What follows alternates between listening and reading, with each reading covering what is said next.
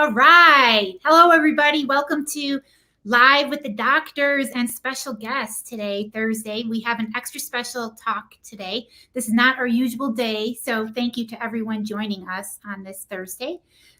We are happy. I'm happy to be hosting our dear friend and special guest, Cyrus Khambatta. Dr. Cyrus Khambatta. Welcome, Cyrus. What's up? How you doing, Chris? It's good to see you. Good. I'm great. Thank you. For those of you in our community, first of all, please let us know where you're coming from. Feel free to say hello so we know who's joining us.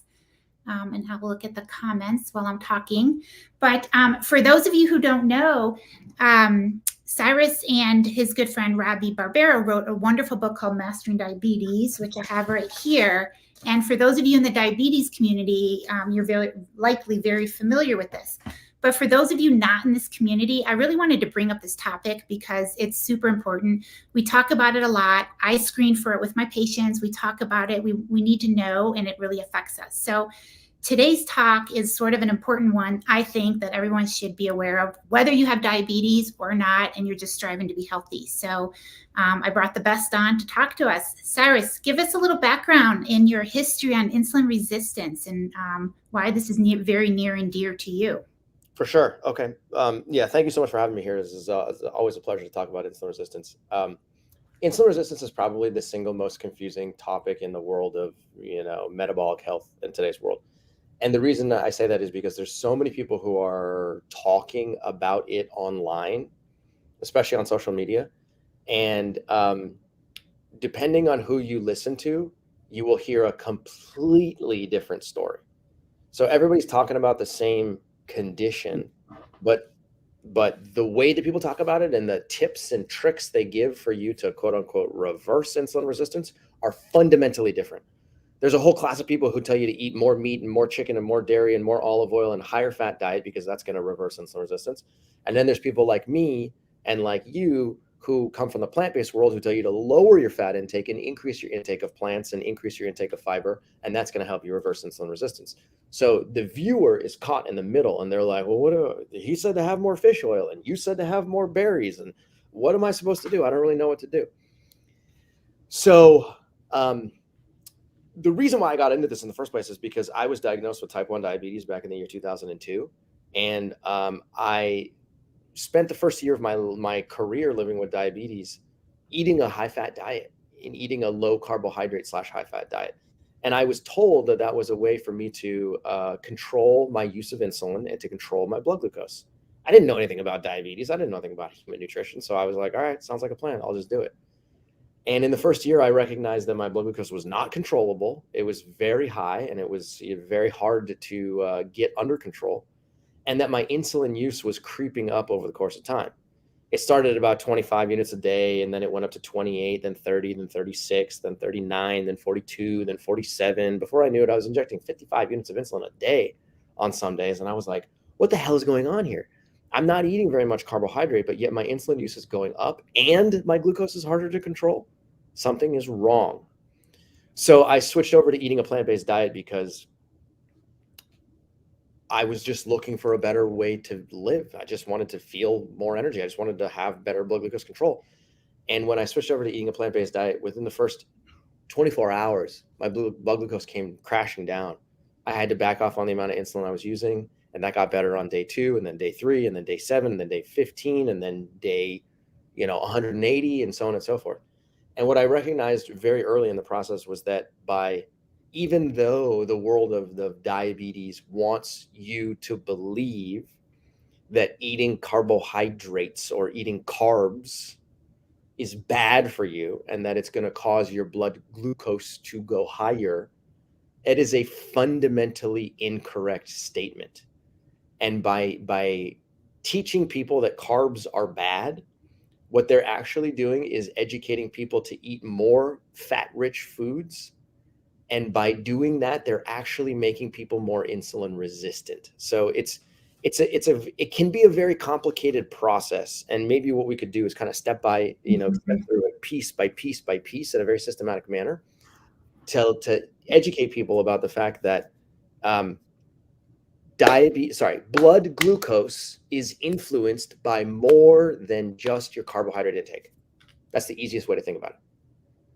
The amount of carbohydrate you eat matters. The type of carbohydrate you eat matters. But in addition to that, protein-rich foods can influence your blood glucose.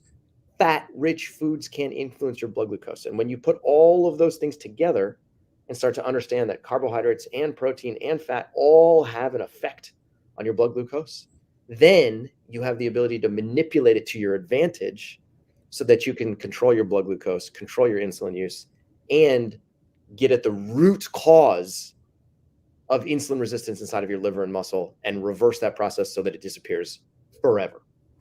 Man, this is good stuff. I hope you guys are all following this. Hello to everyone. I see you guys joining on. It's awesome to have you all here talking to Cyrus today. So yes, we are going to get to what we can do and all these take-home tips. I really want people to understand why it matters for them. So let's back it up now a little bit. And can you tell us basically what is insulin resistance and why is it dangerous? Why do we even care? Like, what do we care about? So the reason why insulin resistance is a problem is because insulin resistance is the baseline metabolic disturbance or the baseline metabolic condition that influences your risk for the development of all forms of diabetes, whether it's prediabetes or type 2 diabetes or gestational diabetes. It also affects your blood glucose control in type 1 and 1.5 diabetes. It also increases your risk for heart disease. And when I say heart disease, I'm talking about hypertension, high cholesterol, coronary artery disease, atherosclerosis. It also increases your risk for many forms of cancer. It also increases your risk for fatty liver disease. It also increases your risk for chronic kidney disease. It also increases your risk for dementia, which can progress to Alzheimer's disease. It also increases your risk for peripheral neuropathy, which is nerve damage in your hands and feet.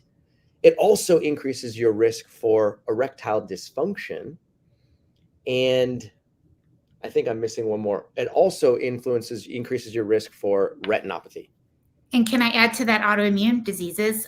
Inflammation of your autoimmune disease is worsened by insulin resistance. So bingo. There you go. So there's almost like no chronic disease that I know of that isn't negatively impacted by insulin resistance. That's why it's important, right? So the question is, well, what is it? Okay. So I've spent an inordinate amount of time studying insulin resistance, manipulating insulin resistance inside of laboratory animals when I was in graduate school, performing experiments, analyzing those experiments, reading more information, talking with people, and beyond. And it has become abundantly clear to me that insulin resistance is caused by a diet that is high in fat, particularly saturated fat. So when you consume a diet that's high in saturated fat, what ends up happening is that those saturated fat molecules go into your mouth, they go down your esophagus, they get inside of your stomach, they end up getting inside of your small intestine. Those saturated fat molecules are attached to, they're part of a structure called a triglyceride. The triglyceride molecule is basically ripped apart inside of your small intestine, and the fatty acids are then sucked through the walls of your small intestine to be put into your blood. Once they're in your blood, they then circulate to tissues. The question is, where are they going to go? That is a very important question. The fatty acid molecules end up getting transported to, number one, your adipose tissue, which is your fat tissue. And your fat tissue is, tissue. It's in your neck, it's in your armpits, it's in your chest muscle, in your abdomen, in your butt, in subcutaneous depot underneath your skin. It's everywhere. Okay. So the fatty acid from your food ends up inside of that adipose tissue, which is actually the right place for it to go. That is a safe place for it to be kept. The problem is that in addition to those fatty acids going inside of your adipose tissue, they also end up inside of your liver and inside of your muscle, because that is a sort of like spillover compartment when your adipose tissue says enough is enough, I don't want any more. So the accumulation of those fatty acids inside of your liver and muscle, or the entrance of those fatty acids into your liver and muscle, is okay as long as it's in a very small quantity, because that's biologically, that's how they're designed, to be able to take up small amounts of it, store it for small periods of time, and then utilize it for energy when the time is right.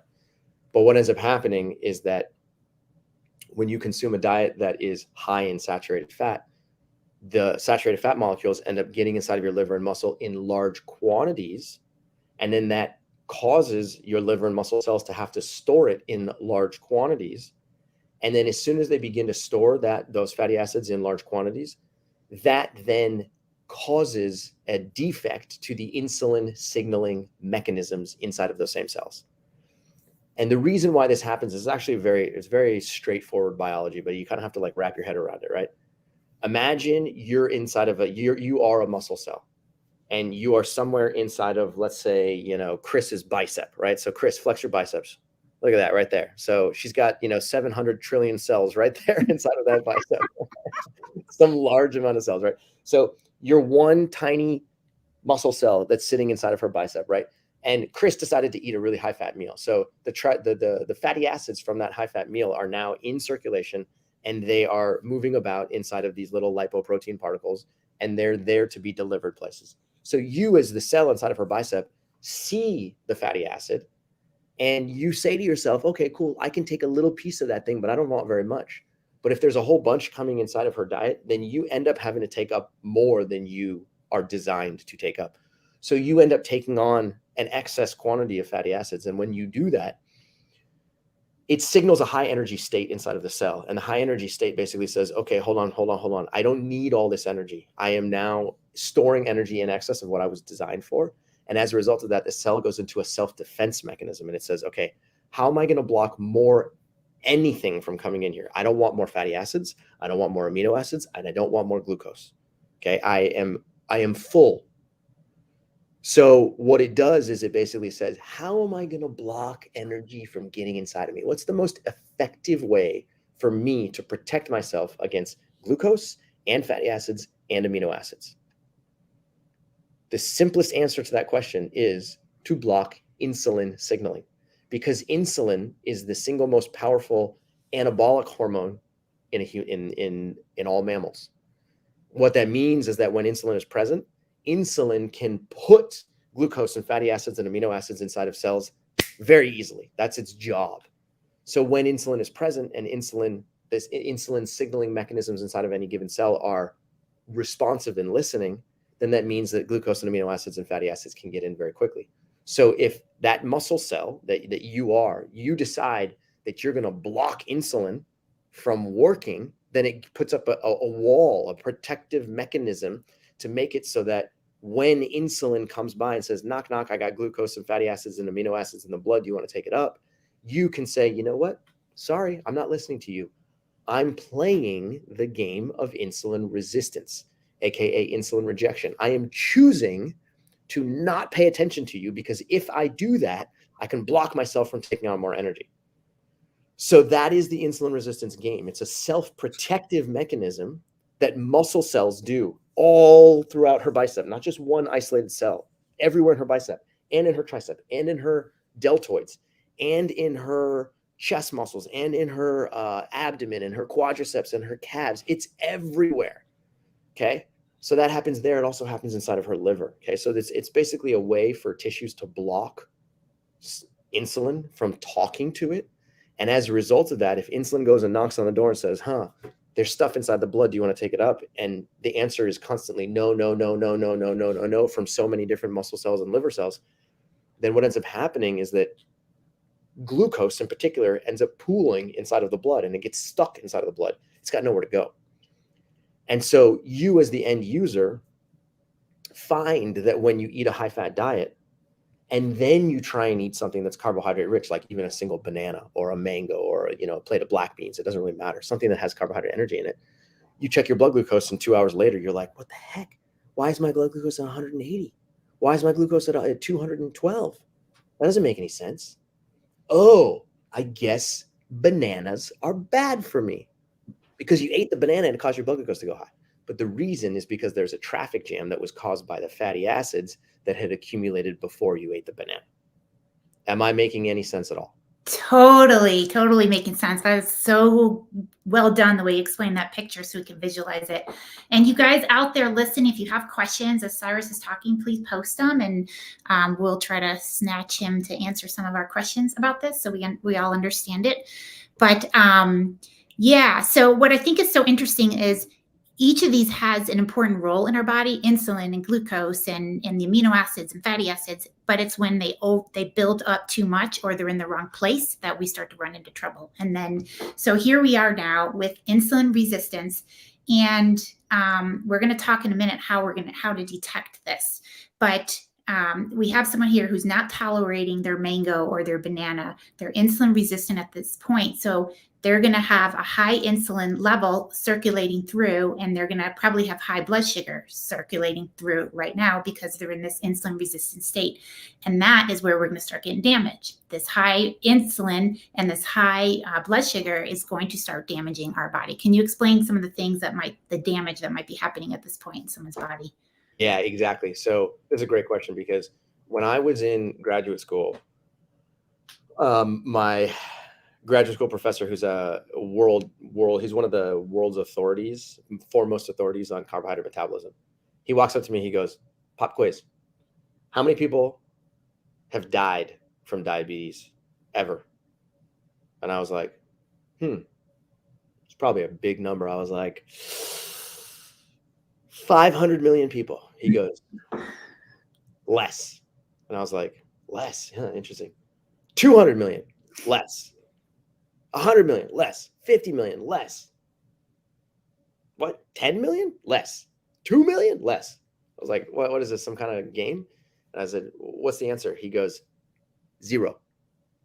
0 people have died from diabetes ever. And I was like, that's not true. He goes, it is true. You don't die from diabetes. You die from the complications of diabetes. It is a difference. Diabetes unto itself is not likely to kill you. It's all of the organ failure and tissue dysfunction that happens as a result of it that is what leads to death, an increased risk for death. And I was like, oh my God, you're totally right.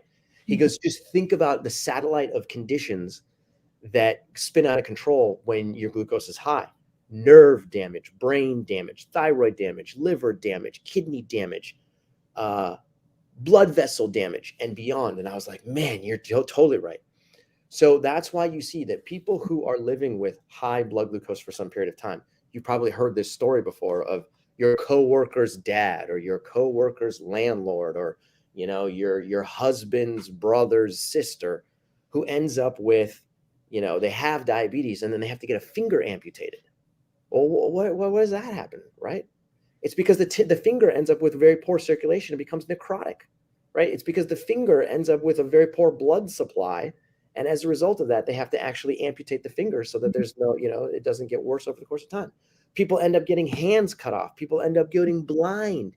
People end up having to get kidney transplants. Mm-hmm. People end up with liver transplants. People end up with dementia. They have no spatial recognition. They don't know who their mother and father is anymore. And then they end up passing away, right? That's the problem. Mm-hmm. Right? The problem is, your high blood glucose is worth paying attention to, because it is the gateway to organ failure. Yep.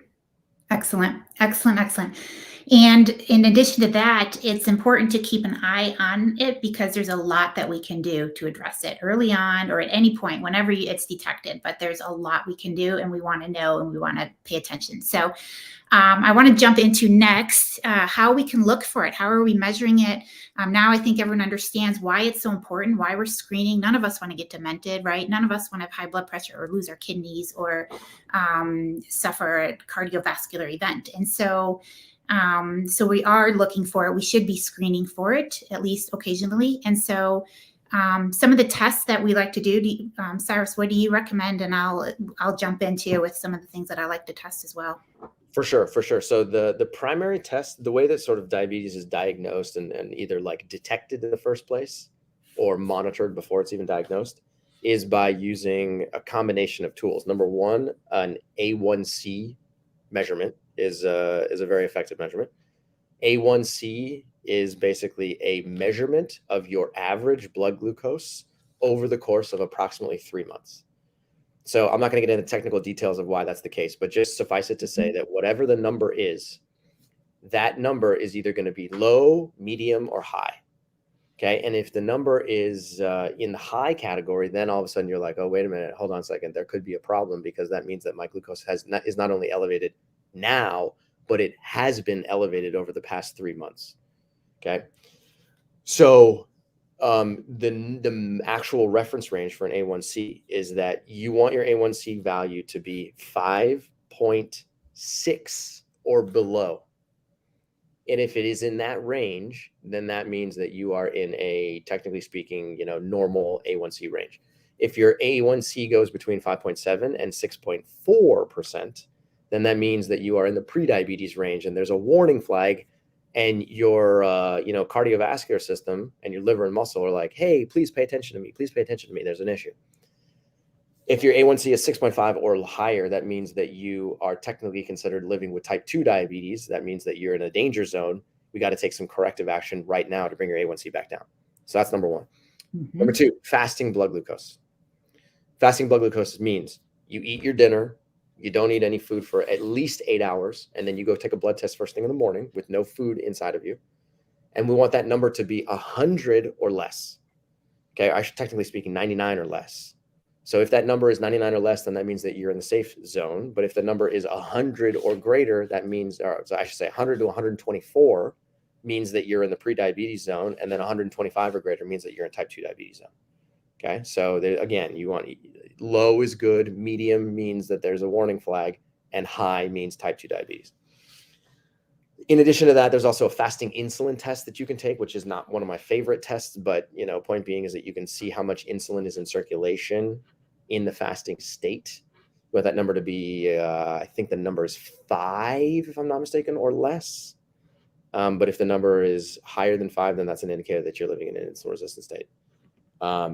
And then there's other tests beyond that, which are a little bit more complicated. But what are the ones that you generally use, Dr. Chris? Yeah, so that's excellent. So I also do the hemoglobin A1C to look at the past 3 months. I agree with the fasting glucose. And then someone that we are more worried about, I will do a fasting insulin and perhaps a C-peptide to look a little bit closer. And I have this one slide that I like to share with some of my patients sometimes. And so this is basically as your blood glucose is going up, think of that on the vertical, that's your blood glucose going up. So as you're, and when you have a nice happy glucose and you're doing well, your insulin is doing well. They stay together, right? Insulin goes up and down with the glucose to keep it in check.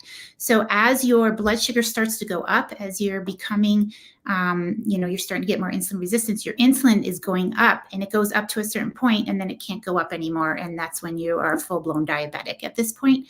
But what I think is interesting is this point right here, from here to here, where you may have still a normal glucose. So we may do a fasting glucose or hemoglobin A1C and it's normal and you're good, but you're eating kind of you don't have the best diet. Let's say you're not very active.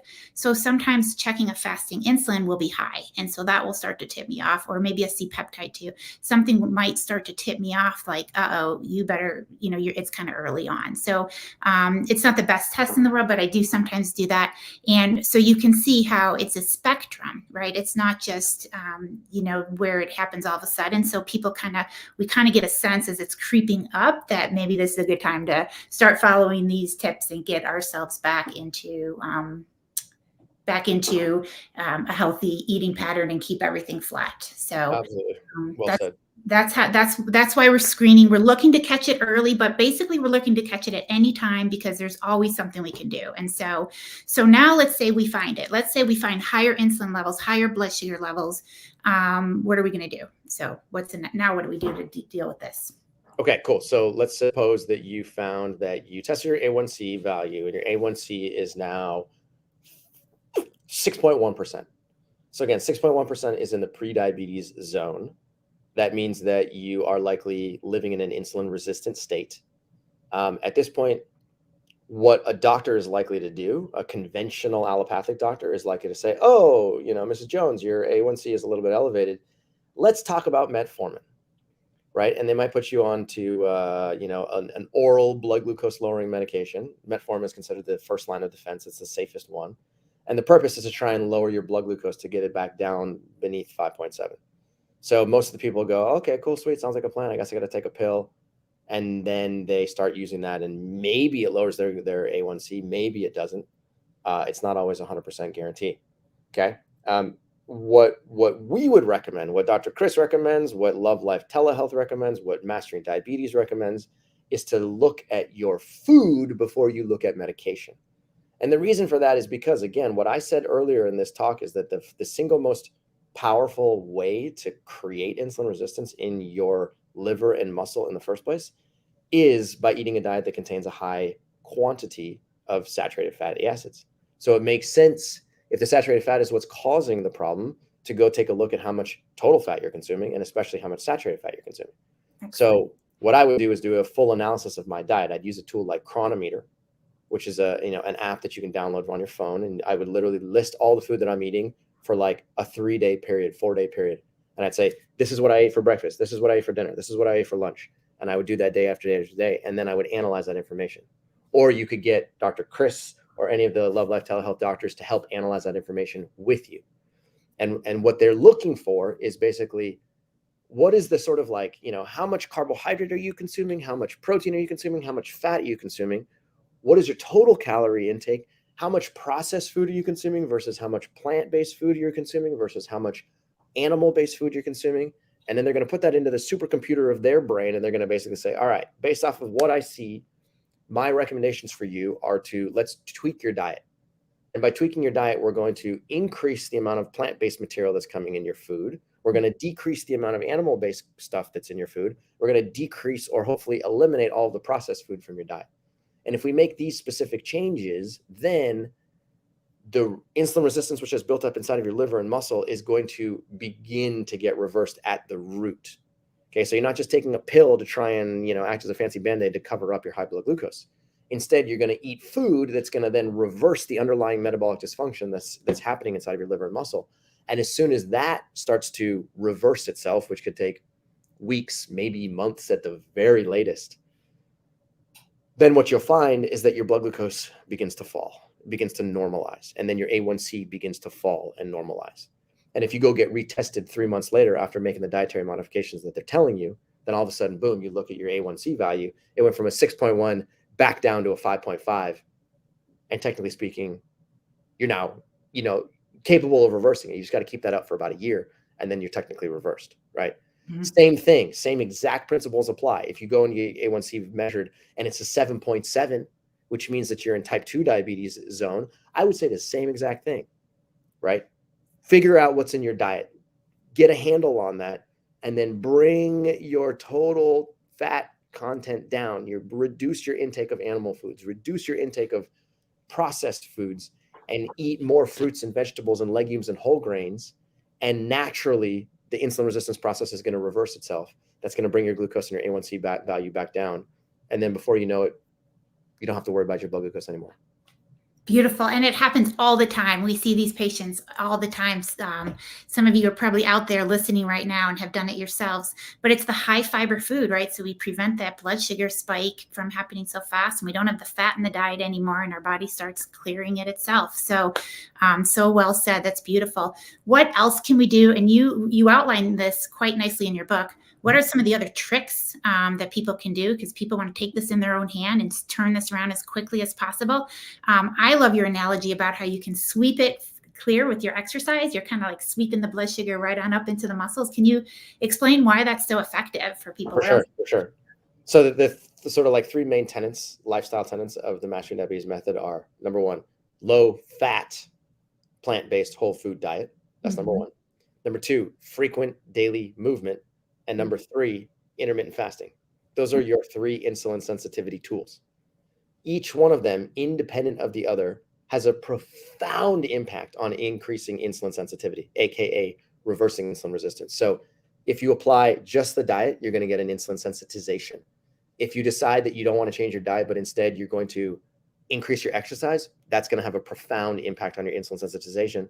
And similarly, if you decide that you're just going to intermittent fast only, that's going to have a profound impact. But the beauty comes in when you can do all 3 of them together. Yes. And then you get an insulin sensitizing effect from each one of them. As I was going through this, I was like, number 1, and then I was about to raise my middle finger. I was like, wait a minute, I can't do that. Sorry about that. So Excellent. It's so true. And so when you put that together, when you start moving your body and moving after meals, as you explained, so if your blood sugar is higher at that time because you ate the mango and you still are insulin resistant at that time, you can actually lower it by moving, by going for a walk, by exercising. And if you do longer periods of fasting, you're not eating, so you're not increasing anything, and your muscle cells can start emptying out, your liver can start emptying out. That's how I like to think about it. So absolutely, they're all powerful tools. And if you guys, I would recommend people get yourself screened if you haven't. Check it out. And if your levels are high, come work with someone in the Mastering Diabetes group. You guys have amazing coaches and group session, individual coaches. Read the book, learn the types of foods, the movements, what works, what's evidence-based, and get support to help you. Work with one of us doctors. Any one of us doctors are happy to check your blood work and help get you on the right program, taking a look at what you're eating, what your lifestyle is like, what's working for you, what's not, and make adaptations to get results so that you can reverse this, because it is reversible. And so with a team approach, as you talk about, as you guys have done so nicely to get people that support. So very powerful. Love all of that. Let's see if there's any comments here, you guys. Thank you. I see some comments coming in. What role does pharma play in keeping people confused? I'm not answering that one. Maybe you can take it, Cyrus, but what role does pharma play in keeping people confused? The answer is a lot, right? Pharmaceutical companies. Here's the thing. I'm not here to say, I'm not going to talk ill about pharmaceutical companies or doctors or the allopathic medicine world, because there are a lot of very well-intentioned people inside of all of these machines. Pharmaceuticals if it wasn't for pharmaceutical medication, the population would be a lot smaller than it is today, right? Pharma plays a role in the world of chronic disease management, and it also plays a role in infectious disease management, period, end of story. There's no question about that. When it comes to, chronic diseases like diabetes and heart disease and cancer and beyond, okay, there's a role for pharmaceutical medications, but there's a bigger role for lifestyle. I'll just put it that way. If you use your lifestyle first, you're setting yourself up for success. And I think what the pharmaceutical industry doesn't do is they don't educate people. They don't educate doctors that lifestyle is more important than pharmaceutical medication, right? So if people can just start to recognize this, and doctors can start to recognize that lifestyle first always, then pharmaceutical medications become a secondary. They're your plan B rather than being your plan A. Let's think about it from that perspective. Or they're supplementary if you're not getting the results that you need quickly for fast results. But yes, absolutely, you have to do lifestyle. That's just all there is to it. And Chloe says, loving this conversation. Thank you, Chloe. So Melissa says, how does alcohol intake affect the process? Oh, okay, cool. Great question. So alcohol intake can negatively impact the function of your liver. So when we're talking about alcohol intake, we're talking about, either moderate alcohol consumption, call it like a few drinks a week, versus, 5, 6, 7, 10 or more drinks per week. That can be excessive alcohol consumption. Regardless of what it is, when you drink alcohol is ethanol. Ethanol basically gets what's the word I'm looking for? Broken apart and detoxified by your liver. And when you metabolize ethanol, you can end up creating acetoacetate, which then turns into acetate, which is a fuel that gets shuttled to other tissues. It can cause your blood glucose to do strange things. Point being is that alcohol metabolism is like a whole science unto itself, and it's relatively complex. But the fact of the matter is, when you're consuming alcohol in moderate or excessive amounts, it can have a negative impact on the function of your liver, which can then affect its ability to process glucose properly. So in the same way that saturated fatty acids can cause insulin signaling defects, ethanol intake can also cause insulin signaling defects. And as a result of that, your liver develops an insulin-resistant phenotype over the course of time. And then that can make it so that your blood glucose starts to creep up without you knowing what the reason is. So alcohol is definitely one of the tools that you have at your disposal to minimize or eliminate. And when you do that, it has a very, very, very significant impact on improving your liver health. And I would also add to that, remember that alcohol is like drinking sugar, because it has one gram has 7, or one it's 1 to 7. What am I trying to say here? And so you're going to you're going to increase your blood sugar without any fiber. So anytime you're drinking just alcohol, it's just like drinking a soda. I like to think about it like that. So you're also putting yourself at risk that way. So in addition to what he said, increasing your acetaldehyde in your liver, which is a toxin. And so it is going to impair your ability to reverse insulin resistance. So yeah, thank you for that. That was a good question and answer. Alan says, what about olive oil and MCT oils? Oh yeah. Okay. Olive oil and MCT oils. We actually have a couple of videos that we talked about this on YouTube, specifically olive oil. Olive oil is a complex topic, real complex topic. And there's pros of olive oil, there's cons of olive oil, there's a whole bunch of conflicting research about whether or not it's necessary and whether or not it's actually cardioprotective or not. Suffice it to say, for people who are living with diabetes, any form of diabetes, or I should say anybody living with an elevated blood glucose, consuming olive oil is likely to cause your glucose to go higher. Okay. Not the way people get confused is that they say, well, that's not true, Cyrus. I had some olive oil for dinner inside of my food and my blood glucose was nice and flat. I just proved to you that it doesn't cause blood glucose disturbances. And I go, you know what? You're absolutely right. At the time that you eat the olive oil, you're not going to notice any difference in your blood glucose. In fact, your blood glucose could be nice and flat or maybe even decrease. But if you fast forward 6 to 12 hours into the future, and then you try and consume anything carbohydrate rich, what's likely to happen is that the olive oil that you ate 6 hours before is actually causing an insulin signaling defect that makes your blood glucose go high after the fact. Okay. So always think about it from this perspective. Whenever you're consuming fat-rich foods, specifically oils, there's a delayed effect in which your blood glucose begins to rise. Some papers have it as little as 3 hours. Some papers have it as much as 6 hours after the fact. Okay. So in my professional opinion, if you're living with higher blood glucose values or elevated blood glucose, eliminate oil. Just be done with it. Take it out of your diet. And if that's too hard for you, that's too emotionally challenging for you, then reduce it and get it to a point where it's a very small component of your diet. And you're going to notice some significant improvements in your blood glucose regulation. MCT oil, medium chain triglyceride oil, which is, created by Dave Asprey, the maker of the Bulletproof Diet. There is almost no convincing research that I've ever come across that says that MCT oil is a necessary component of your diet. Okay. MCTs mainly come from coconuts. And, people are misled into believing that because it's a medium chain triglyceride, not a long chain triglyceride, that it has these incredible health benefits. Not convinced. Absolutely not convinced. So if you're consuming MCT oil, I would suggest that you either reduce it or eliminate it altogether because it's going to have the same blood glucose raising effect that I just talked about with olive oil. Mm-hmm. Excellent. Well said. And if you guys have more questions on that, please check out his videos on YouTube because you do have a lot of stuff out there that's super helpful for people to learn it even deeper. And I would also say if people are not sure about themselves, you get some blood work done, but also consider you could wear a continuous glucose monitor, which we can help you with that. And you could wear it for a little while and watch what happens when you eat these foods and how you can lower it. And because remember, the goal is to not have big spikes. We don't want to be like this. We want to be within our range the whole time. So we can closely monitor and make sure that your diet is working for you too with what you're eating. So that's also super helpful. And we're going to take one last question. Do you have time for that, Cyrus? Yeah, go for it.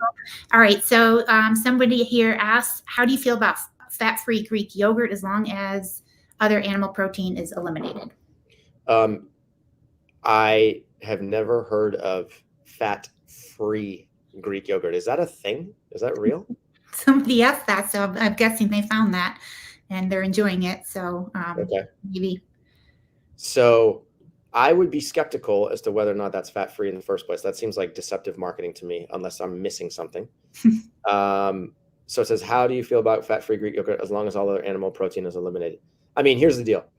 I'm not part of the food police. I'm not here in the vegan police. I'm not here in the plant-based police. My job is not to turn you into a 100% plant-based eater if that's not something that you want for yourself. Okay. I will tell you that from the results of, thousands of people that we worked with, the people who get the best results are the people who go as far over to the fully plant-based as possible. Okay. But there's the majority of all the people that we work with say, you know what, Cyrus, I want to continue to eat a little bit of chicken. I want a little bit of yogurt in my food. I want a little bit of, red meat in my food.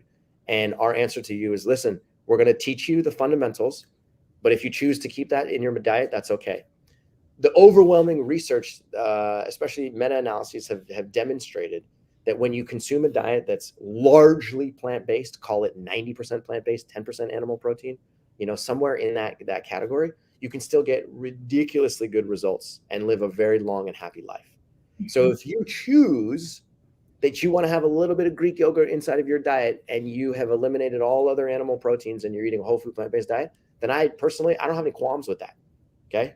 But if you also chose to give it up, if you decided that was a conscious decision, then you might even get better blood glucose control. But again, it's up to you. You're the user. But somewhere between 90% plant-based and maybe 100% plant-based is really kind of like the green zone where you're going to get the majority of all the benefits. I love that. That's a wonderful answer. And I also agree with that it depends on where you are. If you're very insulin resistant, I would probably recommend take it out for a little bit, get your results, get your numbers down, stay safe, protect your organs, don't cause any damage to your body. But if you're doing well and thriving and that's what you want as part of your diet and things are looking okay, that we're all making our own decisions on how we want to be our healthiest selves. So it's a fabulous answer. And can we take one more question? This is a good one. Let's go for it. Tom, thank you, Tom, for this last question. Is there any relationship between cholesterol and insulin resistance? Oh, yeah. Great question. Is there any relationship between cholesterol and insulin resistance? The answer is, yeah. How much time do you have? There's a very large connection between the two of them. The short story here is that the amount of cholesterol in your blood matters. Okay. There's two types of cholesterol. There's LDL cholesterol and there's HDL cholesterol. The LDL is considered your quote unquote bad cholesterol and the HDL is considered your good cholesterol. Okay. So in an ideal world, your LDL cholesterol would be 100 milligrams per deciliter or less. That's considered safe. Hopefully closer to 70 is even better. Okay. But if you're consuming a diet that contains, number one, saturated fat, like we talked about earlier for insulin resistance, okay? Saturated fat increases your risk for insulin resistance. Period. End of story. Saturated fat also significantly increases your blood cholesterol. And this was an eye-opener for me when I learned this. Most people believe that the amount of cholesterol in your blood is only affected by the amount of cholesterol that you eat. But that is not a true statement. The amount of cholesterol in your blood is impacted more by saturated fat than it is by cholesterol. And when you learn that and recognize that saturated fat has a higher impact on your cholesterol level, it's kind of a game changer. Okay. There was a researcher named Dr. Hegsted back in the 1960s, I believe, and he created what's called the Hegsted equation. And he literally said, I can show you with math. I can predict how high your cholesterol is going to go based off of your saturated fat intake.